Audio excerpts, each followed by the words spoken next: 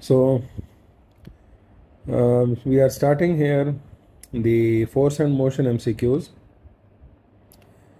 और इस सीरीज़ से इसका जो बेसिक मकसद है वो ये है कि चूँकि अभी हमारे पास काफ़ी कम टाइम रह गया है एमडी कैट के लिए, ठीक है, तो उसमें मैं चाहता हूँ कि स्टूडेंट को ज़्यादा से ज़्यादा एमसीक्यूज़ की प्रैक्टिस हो रिगार्डिंग दी सिलेबस।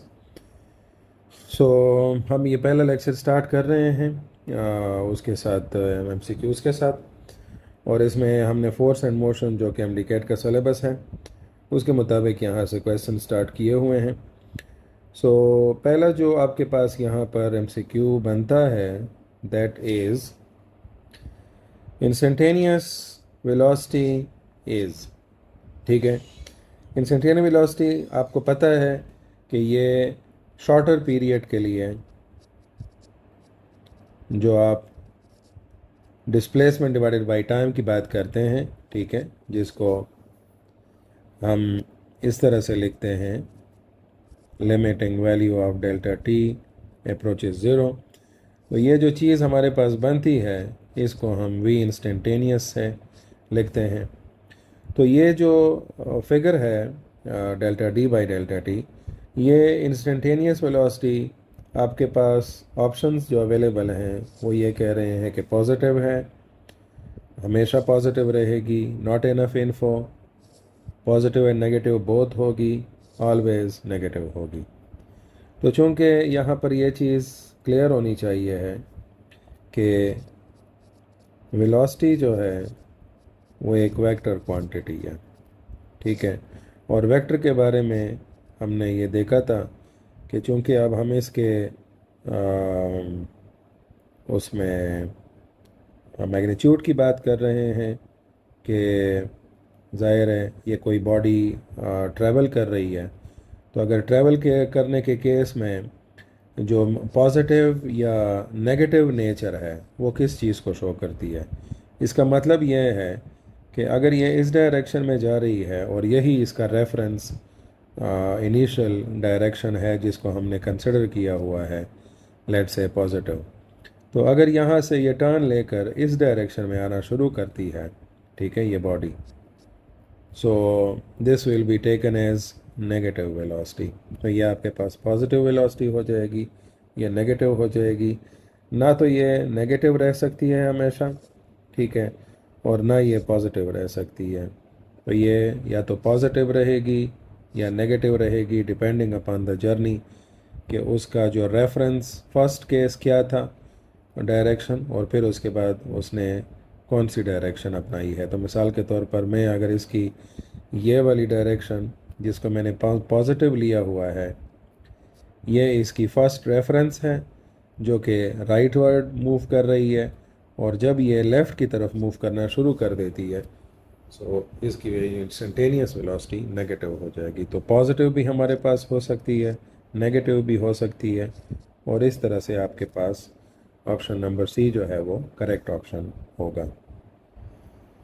दूसरे क्वेश्चन में अगर हम देखते हैं, सिंपल डिस्प्लेसमेंट की वैल्यू दी गई है, टाइम की वैल्यू भी दी गई है, और एवरेज वेलोसिटी की वैल्यू मालूम करने का कहा गया है। टाइम को थोड़ा सा अगर आप गौर से देखें, ये बड़ा टाइम है 10 सेकंड्स, इसलिए इन्होंने यहाँ पर ये एवरेज स्पीड की टर्म यूज़ की हुई है। सो इसमें अगर हम एवरेज वेलोसिटी की इक्वेशन यूज़ करते हैं सो उसमें जो टोटल डिस्प्लेसमेंट है, ठीक है, डिवाइडेड बाय टोटल टाइम, उसको हम यहाँ पर कैलकुलेट कर सकते हैं। डिस्प्लेसमेंट आपके पास 15 मीटर है, टाइम है 10 seconds, so very simply the result will be 1.5 meter per second, और आपके पास जो करेक्ट ऑप्शन होगा वो ये होगा option number C. Third question की तरफ हम जाते हैं। थर्ड में आप देखें, a body is moving with uniform velocity, it's uniform velocity का कॉन्सेप्ट लेक्चर्स में हमने ये मेंशन किया था कि जिसमें ना इसके मैग्नीट्यूड में कोई चेंज आए, ठीक है, और ना ही इसकी डायरेक्शन में कोई चेंज आए। सो मैग्नीट्यूड भी फिक्स रहेगा और डायरेक्शन भी फिक्स रहेगी, तभी जाकर आप इसको यूनिफॉर्म वेलोसिटी कह सकते हैं। तो इसमें अगर आप सिर्फ ऑप्शन नंबर ए को देखें, स्पीड चेंजेस, ठीक है, तो स्पीड इज़ द मैग्नीट्यूड, ये वाला ऑप्शन नहीं हो सकता, ठीक है।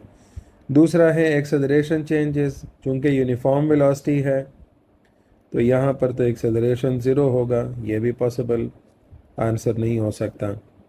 थर्ड का देखें, डायरेक्शन ऑफ मोशन चेंजेस, वो ये पॉइंट है, ठीक है, वो हमने ऑलरेडी कहा हुआ है कि डायरेक्शन फिक्स है, तो ये भी नहीं हो सकता। Displacement from origin changes, this is the correct option. क्यों करेक्ट ऑप्शन है ये? क्योंकि अगर ये कार इस तरह से, लेट से ये इसका स्टार्टिंग पॉइंट था, ठीक है, लेट से ओ, और ये किसी भी टाइम पर पॉइंट ए पर पड़ी है और मूव कर रही है इस डायरेक्शन में, ठीक है, तो जाहिर है कुछ देर बाद ये यहाँ पर पाई जाएगी पॉइंट बी पर। So at point A the position vector is this, I call it R A, and at point B the position vector is R B. So इससे ये पता चलता है कि इसकी जो डिस्प्लेसमेंट है, क्योंकि ज़ाहिर है आर बी का जो मैग्नीट्यूड है वो आर ए से ज़्यादा है, ठीक है, सो इसकी डिस्प्लेसमेंट जो है वो चेंज होगी, ठीक है, यहाँ पर।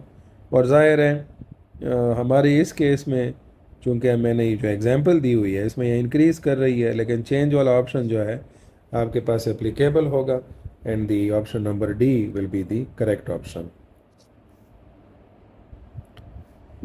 ओके, फोर्थ क्वेश्चन हमारे पास जो है that is about the vertical velocity versus time graph for a projectile motion. और इसमें आपके पास जो ऑप्शंस हैं वो क्या हैं? पहला है कांस्टेंट, दूसरा है वेरीज लीनियरली, थर्ड है is linear is non linear, और फोर्थ है पैराबोलिक पाथ। तो इससे पहले कि इसको आप प्रॉपरली सॉल्यूशन की तरफ जाएं, इसमें आप देखें कि ये आपके पास प्रोजेक्टाइल मोशन है, ठीक है, और इसमें अगर हम इसकी ये इनिशियल वेलोसिटी लेते हैं तो ये इसका इनिशियल वर्टिकल कंपोनेंट है, ये हॉरिजॉन्टल है, ठीक है, और ये जो इनिशियल वर्टिकल कंपोनेंट है ये आपके पास वी आई साइन थीटा होता है। फिर आप आफ्टर एनी टाइम, ठीक है, आफ्टर एनी टाइम जो आप वी एफ आई की वैल्यू मालूम करते हैं वो क्या बनती है? V I sine theta minus G into T, T is the time, ठीक है। सो ये जो टाइम की बात कर रहे हैं वो ये है। सो इसमें आप देखें कि वी आई साइन थीटा अगर मैं फिक्स कर दूं 60 मीटर पर सेकेंड, ये कोई ऐसे ही जनरल मैंने वैल्यू ले ली है, सो ये मेरे पास 60 हो जाएगा फिगर, माइनस जी की वैल्यू सिंप्लिसिटी के लिए ले लें 10 मीटर पर सेकेंड स्क्वायर, वैसे 9.8 मीटर पर सेकेंड स्क्वायर होती है, सो इधर 10 लगा लें, और टी की वैल्यू पहला सेकंड ले लें, तो पहले सेकंड के एंड पर आपको रिज़ल्ट मिलेगा 50 मीटर पर सेकंड, ठीक है। So after 1 second it will reduce 10 meter per second. फिर उसके बाद आफ्टर 2 सेकंड्स के लिए फिर आप उसी इक्वेशन में वैल्यूज पुट करें, V I sine theta is 60 minus 10 और टी की जगह 2 पुट कर दें, this time you will get 40, so 40 meter per second after 2 seconds. So इसका मतलब ये हुआ कि हर सेकंड में वेलोसिटी जो है वो 10 मीटर पर सेकंड रिड्यूस कर रही है, so it's a linear graph, ठीक है। तो अगर मैं इसका यहाँ पर ग्राफ ड्रॉ करूँगा भी, let's say this is time axis and this is final velocity जो कि वर्टिकल वेलोसिटी है, उसके कंपोनेंट हैं, उसकी अगर हम बात करेंगे, ठीक है, क्योंकि यहाँ पर क्वेश्चन में वर्टिकल वेलोसिटी का कंपोनेंट मेंशन किया गया है और उसमें उसकी इनिशियल वैल्यू अगर मैं लेट से यहाँ पर कोई मार्क कर दूँ वाई एक्सिस पे, वेलोसिटी एक्सिस पे, विच इज़ 60 मीटर पर सेकेंड, ठीक है। So and after that this is 50, this is 40, it is 30, ठीक है। तो ये लेट से यहाँ पर मैं 1 सेकेंड के बाद जो वैल्यू मेरे पास आएगी it will B this one. फिर उसके बाद 2 सेकेंड के बाद जो वैल्यू आएगी इट विल बी 40, ठीक है। इसी तरह अगर आप यहाँ पर 3rd सेकेंड लगाएंगे सो 3 10s are 30 हो जाएगा, 60 माइनस 30 इट विल बी 30। तो अगर आप इसको ड्रॉ करेंगे so it will be a straight line, ठीक है। सो इस वजह से आपके पास जो करेक्ट ऑप्शन होगा it will be option number B, varies linearly. Question number 5 में स्टेटमेंट के मुताबिक अगर आप देखें सो यहाँ पर पूछा गया है कि अगर एक ऑब्जेक्ट मूव कर रहा है सर्कुलर पाथ पे और वो अपने वापस अपनी पोजीशन पर आता है, ठीक है, इट्स लाइक दैट कि ये इस रूट से मोशन शुरू करता है और ये वापस जहाँ से इसने मूवमेंट शुरू की थी उधर ही वापस आ गया, ठीक है। सो यहाँ पर जो पॉसिबल ऑप्शंस बताए गए हैं that is only it's displacement zero, ठीक है, सो इज़ ज़ीरो। दूसरे में है it's distance is zero, both distance and displacement are zero, neither distance nor displacement is zero. तो इसमें आप देखते हैं कि डिस्टेंस जो है ये basically total number of steps हैं जितने भी हैं, ठीक है। चाहे वो वापस अपनी जगह पर आता है तो ये कभी भी ज़ीरो नहीं हो सकता, ठीक है। इसके ज़ीरो होने का एक ही चांस है और वो क्या है, कंप्लीट रेस्ट, ठीक है। कंप्लीट रेस्ट होगा तो डिस्टेंस की वैल्यू ज़ीरो कंसिडर होगी। सो यहाँ पर डिस्प्लेसमेंट जो है चूँकि एक वेक्टर क्वांटिटी है और वो एक पॉइंट से अगर एक बॉडी को आप डिस्प्लेस करते हैं तो उसमें उसका फाइनल पॉइंट वही इनिशियल पॉइंट नहीं होना चाहिए है। सो इस वजह से यहाँ पर जो फर्स्ट ऑप्शन है only it's displacement is zero, वो आपके पास क्या होगा, करेक्ट ऑप्शन होगा, ऑप्शन नंबर ए, ठीक है। इस क्वेश्चन में देखें, यहाँ पर स्टेटमेंट है at every point of trajectory of projectile which of the following quantities is always zero, ठीक है। सो ये वर्ड पे गौर करना है कि आपको ये पूछा गया है कि कौन सी क्वांटिटी यहाँ पर हमेशा ज़ीरो रहती है। ट्रेजेक्ट्री जो है वो बेसिकली वो पाथ है जो प्रोजेक्टाइल फॉलो करता है दिस, ठीक है। So normally it is called as parabolic path. So ये जो पाथ है इस तरह से ऊपर जाते हुए दोबारा नीचे आना, ठीक है, ये इसकी ट्रेजेक्ट्री कहलाती है।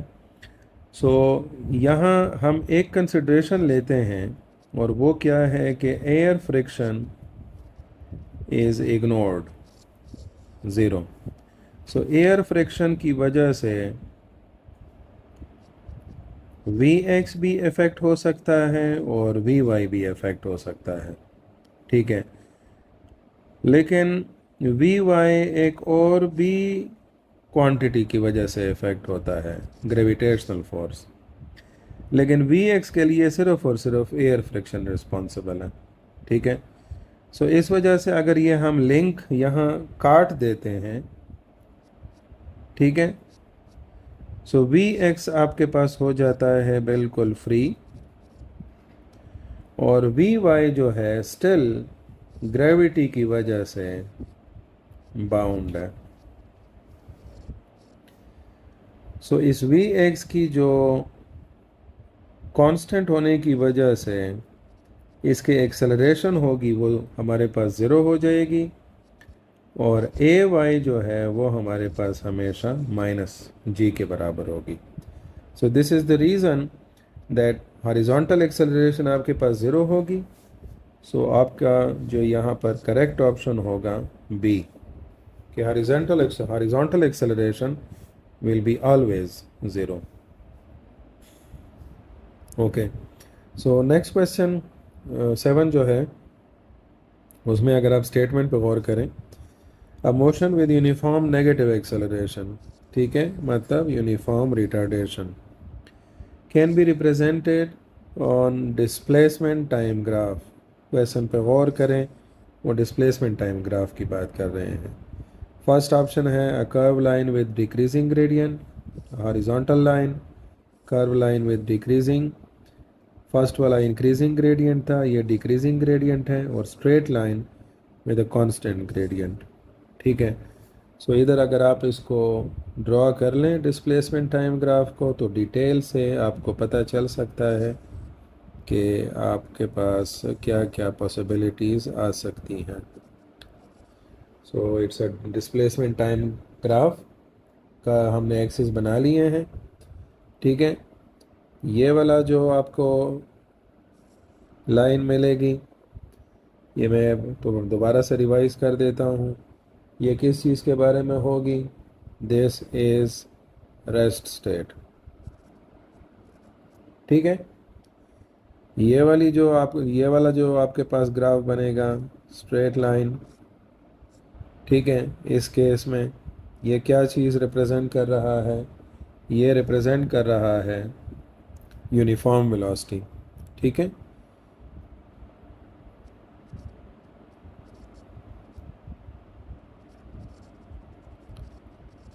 वजह क्या है, क्योंकि इक्वल टाइम इंटरवल के साथ ये जो पॉइंट्स आपको मिल रहे हैं ये वाले,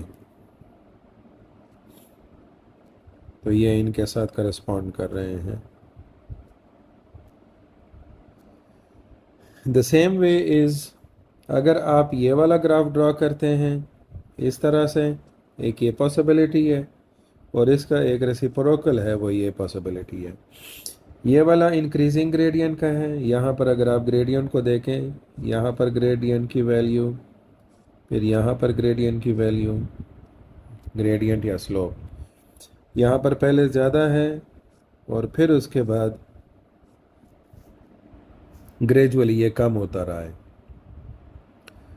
सो इस केस में स्टार्ट में डिस्प्लेसमेंट कवरिंग रेट कम था, और बाद में वो क्या होता गया, ज़्यादा हो गया। ठीक है, सो ये आपके पास जो सिचुएशन बनेगी, सो ये जो हमारे पास ग्राफ होगा दिस वन, ये आपके पास आएगा यूनिफॉर्म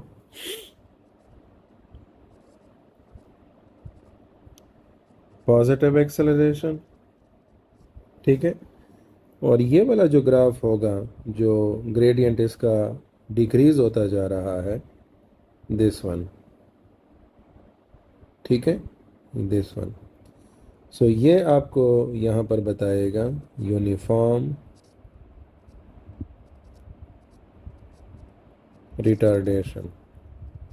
वजह क्या है, स्टार्ट में उसका डिस्प्लेसमेंट कवरिंग रेट इस रेंज तक ज़्यादा है, एंड ग्रेजुअली फिर वो क्या करता जा रहा है, कम होता जा रहा है। ठीक है, सो ये आपके पास करेक्ट ऑप्शन होगा। सो यहाँ पर जगह आप ये ऑप्शंस में देखेंगे, so a curve line with increasing gradient, तो ये डिक्रीजिंग ग्रेडियंट, तो आपके पास जो करेक्ट ऑप्शन होगा it will be option number C. Question number 8 में स्टेटमेंट हमारे पास है that motorcycle safety helmet extends the time of collision, hence decreasing the chance of collision, force acting, velocity, impulse। तो चूंकि यहाँ पर मोटरसाइकिल ने कोलिजन के वक़्त गिरना होता है, रुकना होता है, तो उसमें चेंज इन मोमेंटम शामिल है। चेंज इन मोमेंटम आपके पास इम्पल्स कहलाता है, और ये change in momentum F into delta T के बराबर है। ठीक है, इसमें आपके पास ये डेल्टा टी जितना कम से कम होगा, फोर्स की वैल्यू उतनी ही ज़्यादा होगी। ठीक है, और उसका इम्पैक्ट ज़्यादा होगा। तो अब इस केस में अगर आप किसी फोर्स को अप्लाई करते हैं बहुत लेस टाइम के लिए, तो इसका इम्पैक्ट ज़्यादा हो जाएगा फोर्स का, और जब फोर्स की वैल्यू ज़्यादा होगी तो ऑटोमेटिकली डैमेज ज़्यादा होगा। सो हेलमेट के केस में इस टाइम को आप क्या करते हैं, एक्सटेंड कर देते हैं। सो वो ऑटोमेटिकली इस चेंज इन मोमेंटम को हासिल करने के लिए डेल्टा टी की वैल्यू को इंक्रीज़ कर देता है और एफ़ की वैल्यू रिड्यूस हो जाती है। सो इस वजह से आपके पास जो एक्टिंग फोर्स है उस पर इफ़ेक्ट पड़ता है। ठीक है, और उसकी वैल्यू को वो क्या करता है, रिड्यूस करता है। क्वेश्चन नंबर 9 में स्टेटमेंट है that the net force in an inertial frame is 0, negative, positive, none of these. So पहले तो आपको यहाँ पर यह पता होना चाहिए है कि इनर्शियल फ्रेम क्या है। ठीक है, तो इनर्शियल फ्रेम ये वो होती है जिसमें आपके पास किसी बॉडी में, किसी सिस्टम में एक्सेलरेशन की वैल्यू 0 हो, और इसके लिए ज़ाहिर है एफ नेट जो है वो आपके पास 0 होना चाहिए है। ठीक है, नॉन इनर्शियल फ्रेम जो है उसमें एक्सेलरेशन जो है वो नॉन ज़ीरो होगा, और इस का मतलब ये निकलेगा कि फोर्स भी आपके पास नॉन ज़ीरो होगी। 10th क्वेश्चन में हमारे पास स्टेटमेंट जो है उसके मुताबिक the angle of projection eight which the angle in which the range of projectile would become half of its maximum value. ये पॉसिबल आंसर्स दिए हुए हैं। तो इसमें आप देखें आर मैक्स जो होता है वो हमारे पास होता है VI² और ये तब होता है जब हम sin 2 थीटा की वैल्यू को 1 लेते हैं। ठीक है, तो ये हमारे पास मैक्सिमम रेंज है, और ज़ाहिर है इससे पहले ये जो sin 2 थीटा है उसकी एग्जैक्ट लोकेशन यहाँ पर होती है, लेकिन चूंकि इसको हम 1 के बराबर ले लेते हैं for the reason that theta is 45 degree, so 45 into 2 90 बन जाएगा, sin 90 आपके पास 1 आ जाएगा। सो अब इस केस में अगर ये sin 2 थीटा मैं दोबारा से इधर लगा लूँ, क्योंकि ज़ाहिर है अब तो उसका हमने हाफ लेना है, तो अब इससे कोई ऐसी वैल्यू आनी चाहिए है